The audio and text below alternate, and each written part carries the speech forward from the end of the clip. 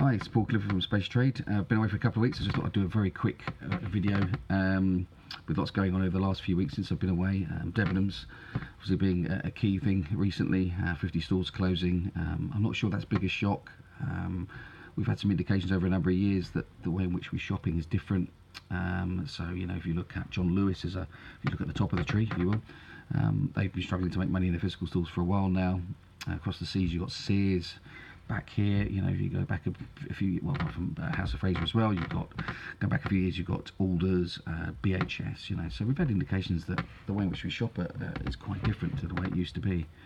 So it could be, I wonder, is it necessary, and they talk about retail failure and the failure of retail, is it really not that, and is it much more towards the fact that we now shop quite differently? You know, as an example, you know, you take HMV ignoring digital download and saying a physical media was always going to be strong. You know, it was just simply ignored. If you take Kodak, they did the same thing. You know, when you come to things like Blockbuster, who famously did a report that outlined that people wanted to go to their stores and buy popcorn and open DVD cases and bump into neighbours and hopefully get it home without scratch, when the reality, as Netflix dropped in front of them, was that people were going to be streaming it, you know, with their dinner on the lap, wearing their dressing gown. They wanted to push a single button. So the information is out there, and that's the craziness about it, is that you know, we've been seeing a trend for a number of years, and I'm not sure it's a failure of those particular companies necessarily. I'm not suggesting that they got everything right, because I don't think they did, but I think the way in which we shop, you know, if you want to buy Ted Baker shoes, are you going to go to, you know, a store where it's got Ted Baker and a number of other concessions, or would you rather go to a specialised store?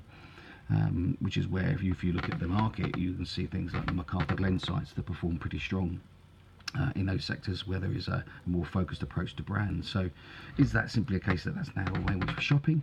Could well be.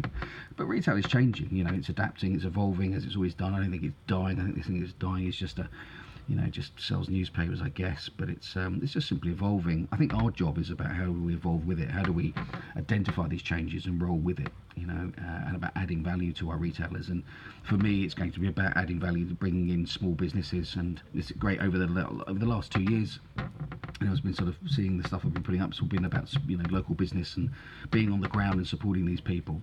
And I'm seeing now much more of our you know, people within our industry, you know, you're seeing messages along the lines of local business, and we're finding, which is great, because that's, I think, is what we have to do. So that's very much my passion, and it's about treating our guys on the ground, our traders, our retailers, as well as our customers, is important factors, listening to them, adapting the environment accordingly. And I think finally, I think we need to look at how it is that we add value. And that isn't about saving money.